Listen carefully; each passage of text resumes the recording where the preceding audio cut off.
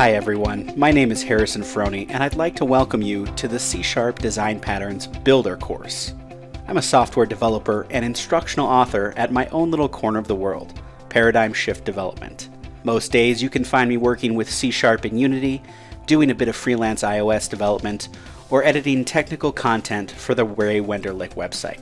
Now, design patterns have been around for more than 25 years, and in that time they've helped many a software developer get his or her head around a difficult problem with their tried and true techniques.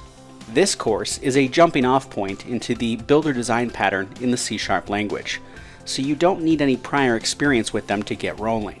Some of the major topics that we'll cover include defining a class object, adding a builder interface, creating a concrete builder class, implementing a director, and understanding real-world examples and implications.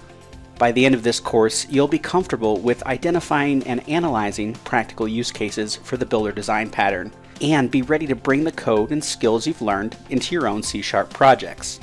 Since this is an intermediate course, you should be familiar with the C# programming language and know your way around Visual Studio either on Mac or Windows.